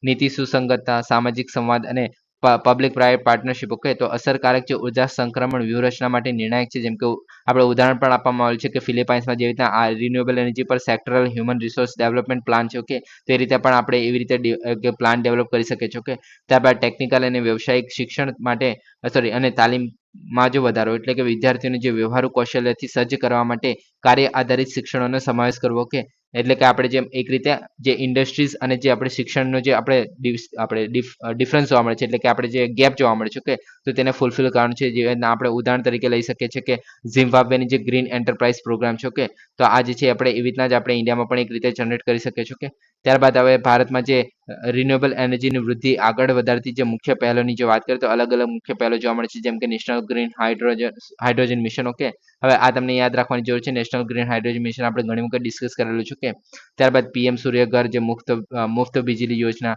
green energy corridor, renewable energy certificate mechanism. Okay, તો આવી જે અલગ અલગ મેકેનિઝમ જોવા મળે છે, જે પહેલો છે એ જોવા મળે છે આપણે ઇન્ડિયામાં. ઓકે, રિન્યુએબલ એનર્જી માટે. ઓકે, હવે આગળ IRENA એટલે કે ઇન્ટરનેશનલ રિન્યુએબલ એનર્જી એજન્સીની જો આપણે વાત કરીએ તો પહેલા તો આંતર સરકારી સંસ્થા છે. ટકાઉ ઉર્જા તરફ સંક્રમણના દેશોને ટેકો આપે છે. ઓકે, ત્યારબાદ આંતરરાષ્ટ્રીય સલાહકાર માટે પ્લેટફોર્મ તરીકે સેવા આપે છે અને નવીનીકરણ ઉર્જા છે એના પર જ્ઞાન પ્રદાન કરે છે. ઓકે, મુખ્ય કાર્યોની વાત કરીએ તો પ્રોત્સાહિત કરે છે જે નવીનીકરણ ઉર્જા, બાયો એનર્જી છે, જીઓથર્મલ એનર્જી, હાઇડ્રો પાવર, સમુદ્ર, સૌર, પવન. ઓકે, તે બધા અપનાવવા અને ટકાઉ ઉપયોગ કરવા માટે. ઓકે, અને ધ્યેય જે છે ટકાઉ વિકાસ, ઉર્જા વપરાશ અને ઉર્જા સુરક્ષા, ઓછી કાર્બન જે આર્થિક વૃદ્ધિ છે તો તેનો સમાવેશ થાય છે. અને ઓકે, ઉત્પાદન અને સેવાની જો વાત કરીએ તો આ જે છે પુનઃપ્રાપ્ય ઉર્જા, રોજગાર, વાર્ષિક સમીક્ષાઓ, નવીનીકરણ ઉર્જા ક્ષમતા આંકડા, પુનઃપ્રાપ્ય ઉર્જા ખર્ચ અભ્યાસ, પછી રિન્યુએબલ રેડીનેસ એસેસમેન્ટ, દેશ વિશિષ્ટ વૈશ્વિક એટલાસ જે સંસાધનનું મેપિંગ કરે છે, પુનઃપ્રાપ્ય ઉર્જા લાભોના અભ્યાસ, રીમેપ એટલે કે 2030 સુધીમાં જે પુનઃપ્રાપ્ય ઉર્જા છે એનો ઉપયોગનો બમણો કરવાનો રોડમેપ, રિન્યુએબલ એનર્જી ટેકનોલોજી બ્રીફ્સ, પ્રાદેશિક નવીનીકરણ ઉર્જા આયોજન વિવિધ સુવિધા. ઓકે, પ્રોજેક્ટના વિવિધ સાધન જેમ કે project navigator, sustainable energy marketplace, આરએના જે પછી એડીએફટી પ્રોજેક્ટ્સ. ઓકે, તો આ બધા અલગ અલગ જે સેવાઓ અને ઉત્પાદનો પ્રોવાઈડ કરે છે. ઓકે, હવે આ તો તમારે બધું યાદ રાખવાની જરૂર નથી. ઓકે, નેક્સ્ટ ટોપિક છે નેગ્રો નદી, જેને રિયો નેગ્રો તરીકે પણ ઓળખવામાં આવે છે. તો એમેઝોન નદીની મુખ્ય ઉપનદીઓમાંની એક નેગ્રો નદી 122 વર્ષ પછી તેના નીચા સ્તરે છે અને આ જે છે બ્રાઝિલની ભૂસ્તરશાસ્ત્રીય સેવા દ્વારા કહેવામાં આવ્યું છે. ઓકે, હવે નેગ્રો નદી વિશે આપણે જો વાત કરીએ તો એમેઝોન નદીની સૌથી મોટી ઉપનદીઓમાંની એક છે અને આ જ છે વિસર્જનની દ્રષ્ટિએ વિશ્વની સૌથી મોટી નદીઓમાંની એક છે. ઓકે, હવે જો આપણે કોર્સની વાત કરીએ તો એ જે છે વેપેસ, જેને મેપેસ તરીકે પણ ઓળખવામાં આવે છે, અને આ જે છે ગુવાનિયા. ઓકે, તે બંને જે હેડસ્ટ્રીમ છે ત્યાંથી શરૂઆત થાય છે. ઓકે, તો આ બંને જોડાઈને એ હેડસ્ટ્રીમ બનાવશે. ઓકે, આ બે હેડસ્ટ્રીમ છે જોડાઈને પછી આગળ વધશે. ઓકે, અને આ જે મુખ્ય પ્રવાહો જે પૂર્વ કોલંબિયાના વરસાદી જંગલોમાંથી નીકળે છે. ઓકે, હવે કોલંબિયાની જો આપણે વાત કરીએ તો તમે જોઈ શકો છો આ છે કોલંબિયા. ઓકે, ત્યારબાદ આ છે વેનેઝુએલા. ઓકે, અને આ છે આપણે બ્રાઝિલ. ઓકે, તો આ ત્રણમાંથી જ મોસ્ટલી વહેતી હોય છે. ઓકે, હવે આપણે નેગ્રો નદીની જો વાત કરીએ તો કોલંબિયા અને વેનેઝુએલા છે એની સરહદે વહે છે. ઓકે, તમે જોઈ શકો છો આ કોલંબિયા અને વેનેઝુએલા છે તો એની સરહદે વહે છે. ઓકે, ત્યારબાદ આગળ જે છે એ આપણે બ્રાઝિલમાં જે રિયો નેગ્રો છે એ બને છે. ઓકે, ત્યારબાદ બ્રાન્કો નદી અને જે અન્ય ઉપનદીઓ છે એમની સાથે જ પૂર્વ દક્ષિણ પૂર્વ તરફ મિન્ડરમાં વહે છે અને આ જે છે મનોસ જે બ્રાઝિલમાં આવેલું છે. ઓકે, જે આપણે બ્રાઝિલનું સૌથી મોટું શહેર છે. ઓકે, તો ત્યાં જે પહોંચે છે અને આ ત્યાં જે છે એ સોલોમોસ નદી છે તેની સાથે જોડાય છે અને આ જે છે આગળ એમેઝોન બને છે. ઓકે, હવે પસાર થયેલા દેશોની વાત કરીએ તો અલગ અલગ દેશો જેમ કે કોલંબિયા છે, વેનેઝુએલા છે અને બ્રાઝિલ છે. ઓકે, તો આપણે ત્રણ દેશો લીધા, કોલંબિયા, વેનેઝુએલા અને બ્રાઝિલ. ઓકે, તો આ ત્રણ દેશમાંથી આ પસાર થાય છે. ઓકે, લંબાઈ જોઈએ તો આશરે આટલા કિલોમીટર છે. ઓકે, લંબાઈ આટલી કિલોમીટર છે. ઓકે, પહોળાઈ. ઓકે, બ્રાઝિલમાં 850 કિલોમીટર જેટલી 1370 કિલોમીટર જે છે. ઓકે, 850 જેટલા માઇલ છે. ઓકે, નામની વાત કરીએ. ઓકે, નામ અને રંગો તો તે જે છે પાણીના ઘેરા રંગને કારણે નિગ્રો એટલે કે પોર્ટુગીઝમાં એને કાળો કલર જે છે, પોર્ટુગીઝમાં નિગ્રો એટલે કે કાળો કલર. ઓકે, તે નામ આપવામાં આવ્યું છે. ઓકે, તેનો ઘેરો રંગ જે આસપાસની વનસ્પતિમાં અને કાર્બનિક પદાર્થો હોય છે, ઓકે, વનસ્પતિમાંથી જે કાર્બનિક પદાર્થો છૂટા પડે છે અને ટેનની જે વિઘટન છે, ઓકે, એને કારણે જોવા મળે છે, ઓકે. હવે કાળો રંગ હોવાથી જે રિયો નેગ્રો છે, વિશ્વની સૌથી મોટી બ્લેક વોટર નદી છે અને તે પૃથ્વી પરની જે સૌથી સ્વચ્છ નદીઓમાંની એક છે, ઓકે, જેમાં થોડો ખાપ પણ જોવા મળે છે, ઓકે. હવે ઇકોલોજીકલ મહત્વ જોઈએ તો રિયો નેગ્રો સાથેની જે અનામત છે, ઓકે, એટલે કે જે આપણે એક રીતે કેચમેન્ટ એરિયા છે, ઓકે, અને એની સાથે જોવા મળતું જે રાષ્ટ્રીય ઉદ્યાન છે central Amazon ecological corridor, okay, તો એ બનાવે છે, ઓકે, બંને સાથે મળીને, ઓકે. અને આ કોરિડોર જે છે એ એમેઝોન રેન ફોરેસ્ટનો સૌથી મોટો વિભાગ છે, ઓકે, 22 મિલિયન હેક્ટરને આવરી લે છે અને વિશ્વના સૌથી મોટા સંરક્ષિત વિસ્તારોમાંનો એક છે, ઓકે. તો આ થઈ ગઈ આપણે રિયો નેગ્રો નદી, ઓકે. ત્યારબાદ છે cross border south Asian energy corporation માટેની પહેલ, ઓકે. તો આજે છે આપણે નેપાળ, ભારત અને બાંગ્લાદેશ, તો આ જે 3 દેશો છે, ઓકે, તો એના સીમા પાર જે વીજળીના વેપારને સરળ બનાવવા માટેનો કરાર પર છે, ઓકે, તેના પર હસ્તાક્ષર કરવામાં આવે છે આ 3 દેશ દ્વારા, ઓકે. તો આની અંદર શું છે તો કે નેપાળ જે છે એ ભારતની જે આપણે ટ્રાન્સમિશન લાઇન છે, ઓકે, ટ્રાન્સમિશન લાઇન એટલે કે તમે આ જે જોયા હશે, ઓકે, થાંભલા, ઓકે, તો એના જે આપણે ટ્રાન્સમિશન લાઇન કહે છે, ઓકે, તો એ જે છે નેપાળમાંથી બાંગ્લાદેશમાં જળ વિદ્યુત જે છે નિકાસ કરવાનો છે, એટલે કે આપણે નેપાળ જે છે એ વીજળી પહોંચાડશે બાંગ્લાદેશને, પણ એ આપણે વીજળી પહોંચાડવા માટે જે ભારતની ટ્રાન્સમિશન લાઇન છે તેનો ઉપયોગ કરશે, ઓકે. તો તેના માટેનો કરાર કરવામાં આવે છે, ઓકે. હવે એ જે છે દક્ષિણ એશિયામાં સીમા પર જે ઉર્જા સહકાર છે એના તરફ વ્યાપક હિલચાલને રેખાંકિત કરે છે, ઓકે. હવે આપણે ક્રોસ બોર્ડર વીજળીનો વેપારની વાત કરીએ તો ભારત અને બાંગ્લાદેશ વચ્ચે વિવિધ જેમ કે બિહારના જે કટિહારથી આસામના જે બોરનગર છે ત્યાં સુધી આગામી વીજળી કોરિડોર છે, ઓકે. હવે ભારત, નેપાળ અને અરુણ જે 3 છે, ઓકે, તે અપર કર્ણાલી હાઇડ્રો પાવર પ્રોજેક્ટ્સ જેવા પ્રોજેક્ટ્સ છે, ઓકે. ત્યારબાદ ભારત અને ભૂતાનની વાત કરીએ તો કુરીચુ, તાલા, ચુકા અને માંડછેડુ, ઓકે, તો આ બધા પ્રોજેક્ટ્સ જોવા મળે છે. અને જે પાઇપલાઇનની વાત કરીએ તો કુદરતી ગેસના પરિવહન માટે તાપી પાઇપલાઇન જોવા મળે છે. ભારત અને બાંગ્લાદેશની ફ્રેન્ડશિપ પાઇપલાઇન જોવા મળે છે. મોતીહારી અમખલેખગંજ પાઇપલાઇન જોવા મળે છે. તો આ બધા એનર્જી માટેના આપણે કરારો જોવા મળે છે એક રીતે, ઓકે. પછી રિન્યુએબલ એનર્જી કોર્પોરેશનની વાત કરીએ તો ઇન્ટરનેશનલ સોલર એલાયન્સ માટે પહેલની જે ગ્રીન ગ્રીડ ઇનિશિયેટિવ જે આપણે વન સન છે, વન વર્લ્ડ છે અને વન ગ્રીડ, ઓકે. તો આ રીતેનો આપણો ઇનિશિયેટિવ જોવા મળે છે. તો આ રીતે આપણે એનર્જી માટેનું કામ કરી રહ્યા છો, ઓકે. તો તમે ખાલી યાદ રાખી શકો છો આની અંદર કે ક્રોસ બોર્ડર માટે આપણે કરાર કર્યા છે આપણે નેપાળ, ભારત અને બાંગ્લાદેશ, ઓકે, અને વીજળીનું ટ્રાન્સમિશન કરવા માટે, ઓકે. હવે નેક્સ્ટ વાત કરીએ ફ્લોરોસન્ટ નેનો ડાયમંડ્સ, ઓકે.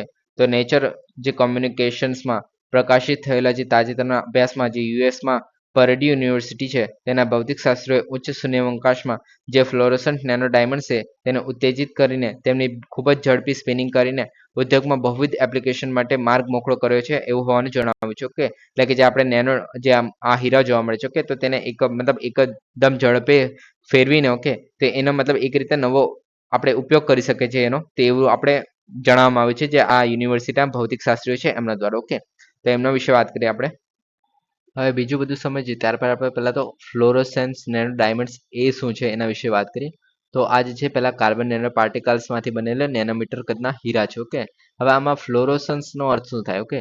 તો ફ્લોરોસન્સ એટલે કે જ્યારે કોઈ આપણે પદાર્થ પર આપણે કોઈ પ્રકાશ પાડીએ છીએ, ઓકે, તો એ જે પ્રકાશ છે એ પદાર્થની અંદર એબ્ઝોર્બ થઈ જશે એટલે કે શોષાઈ જશે, ઓકે. અને ત્યારબાદ જે એ ફરી જે પ્રકાશ છે એ ઉદ્ભવશે, ઓકે. મતલબ આની અંદર શું થશે કે જ્યારે પ્રકાશ આપણે એના પર રિફ્લેક્ટ કરીએ છીએ તો એની અંદર જે ઇલેક્ટ્રોન છે, ઓકે, તો એ જે છે એનર્જી એબ્ઝોર્બ થઈ જશે અને એક્ટિવેટ થઈ જશે. એક્ટિવેટ એટલે કે પોતાની જગ્યા છોડીને એક રીતે ઉત્તેજિત થઈ જશે, ઓકે.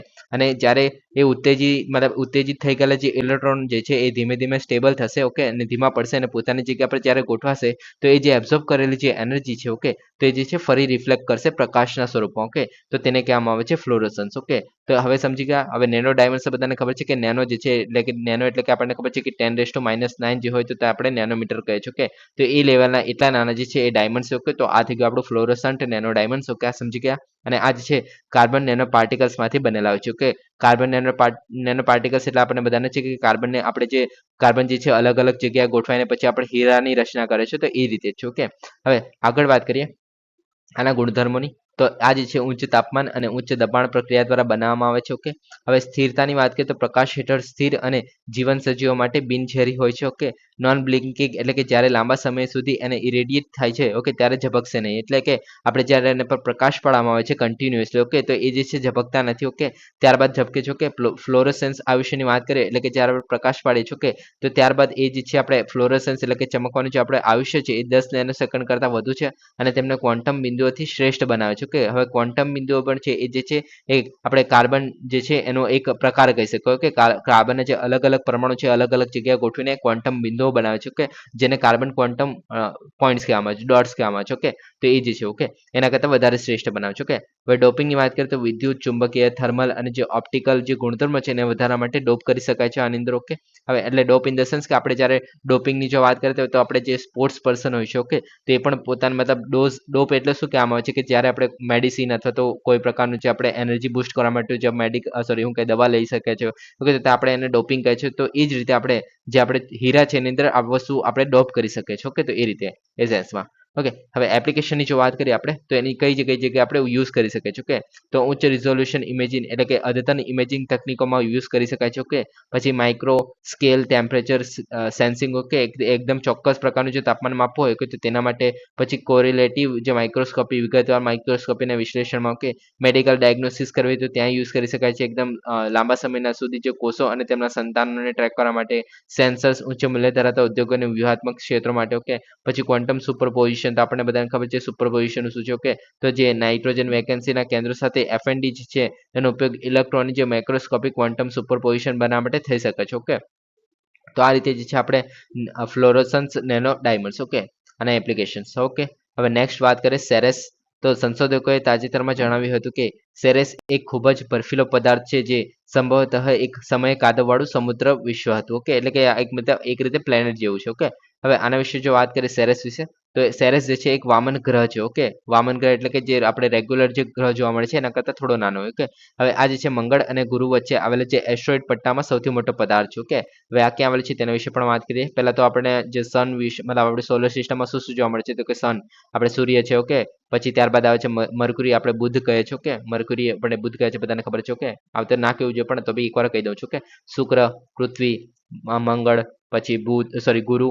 ઓકે, શનિ ને આપણે યુરેનસ, નેપચ્યુન અને પ્લુટો તો આપણે હવે ગ્રહ નથી રહ્યો. ઓકે, હવે જે એસ્ટ્રોઇડ બેલ્ટ છે. ઓકે, તો આ જે છે એસ્ટ્રોઇડ બેલ્ટ તો અહીંયા જોવા મળે છે જે આપણે સેરેન છે. તો ઓકે, હવે આગળ વાત કરીએ આની તો એકમાત્ર વામન ગ્રહ છે જે આંતરિક સૌરમંડળમાં સ્થિત છે. ઓકે, હવે આપણે તમને ખબર હોવી જોઈએ કે આ જે એસ્ટ્રોઇડ બેલ્ટ છે. ઓકે, તો તેની અંદર જેટલા પણ ગ્રહ છે. ઓકે, તેને આપણે આંતરિક ગ્રહો કહેવામાં આવે છે અને આની બહારના જે ગ્રહો છે. ઓકે, તો તેને બાહ્ય ગ્રહો કહેવામાં આવે છે. ઓકે, આઉટર પ્લેનેટ્સ કહેવામાં આવે છે. ઓકે, આ સમજી ગયા. ઓકે, આગળ વાત કરીએ તો 1801માં જે જ્યુસેપ પિયાઝી દ્વારા શોધાયેલું તે એસ્ટ્રોઇડ પટ્ટાના પ્રથમ સભ્ય હતા. ઓકે, જેને ઓળખવામાં આવ્યા હતા. ઓકે, હવે મકાઈ અને લણણીની જે રોમનની દેવી જે નામ પરથી અનાજ જે શબ્દ છે એના પરથી સરસ નીકળી આવે છે. ઓકે, શરૂઆતમાં એસ્ટેરોઇડ તરીકે વર્ગીકૃત કરવામાં આવેલો અને ઓકે અને કદ અને વિશિષ્ટ લક્ષણોને કારણે તેને 2006માં વામન ગ્રહ તરીકે પુનઃ વર્ગીકૃત કરવામાં આવ્યો. કે જે રીતે આપણે પ્લુટોને આપણે વારે ઘડે વર્ગીકૃત કરવામાં આવે છે જેમ કે પહેલા પ્લુટો જે છે ગ્રહ હતો પછી નથી. ઓકે, એ રીતે હવે નાસાના જે ડોન અવકાશયાને 2015માં સેરેસની જે આપણે શોધ છે એ કરેલી. ઓકે,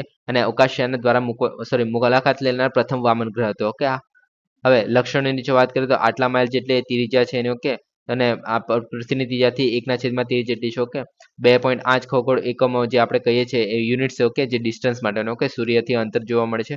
ઓકે, એસ્ટ્રોનોટ યુનિટ્સ આપણે કહીએ છીએ. ઓકે, અને એક એસ્ટ્રોનોટ યુનિટ જે છે આપણે અંતર જે છે સૂર્યથી પૃથ્વીનું અંતર છે. ઓકે, ભ્રમણ કક્ષાનો સમયગાળાની વાત કરીએ તો આપણે સૂર્યની આસપાસની ભ્રમણ એક પરિક્રમા પૂર્ણ કરવામાં એને 16,682 પૃથ્વી દિવસો લાગે છે. ઓકે, પરિભ્રમણ જોઈએ તો 9 કલાકે એક પરિભ્રમણ પૂર્ણ કરે છે. ઓકે, તેની દિવસની લંબાઈ જે છે સૌરમંડળમાં સૌથી ટૂંકી બનાવે છે. ઓકે, રચનાની જો વાત કરીએ તો લગભગ 4.5 અજબ વર્ષ પહેલા ગુરુત્વાકર્ષણ દ્વારા ખેંચાયેલા ગેસ અને ધુમાડામાંથી બને છે. ઓકે, સંભવતઃ નક્કર કોર પાણીના બરફનો બનેલો આવરણ અને મોટા મીઠાના થાપણો સાથેનો ખડકવાળો ધૂળવાળો પોપડો છે. ઓકે, હવે ઘનતા જોઈએ તો બુધ, શુક્ર, પૃથ્વી અને મંગળ સાથે વધુ સમાન પરંતુ ઘનતા ઓછી જોવા મળે છે આની. ઓકે, હવે વામન ગ્રહની જો વાત કરીએ તો વામન ગ્રહ કોને કામ છે તો વામન ગ્રહ જે છે સૂર્યની પ્રદક્ષિણા કરે છે અને તે બુધ કરતા નાનો હોય છે. ઓકે, પરંતુ તેના ગુરુત્વાકર્ષણને કારણે તેના ગોળાકાર આકાર આપી શકે તેટલો મોટો હોય છે. ઓકે, ઇન્ટરનેશનલ એસ્ટ્રોનોમિકલ યુનિયન છે. ઓકે, તેને 2006માં સેરેસ, પ્લુટો અને જે એરિસ છે. ઓકે, તેને પ્રથમ વામન ગ્રહ તરીકે વર્ગીકૃત કર્યા હતા. ઓકે,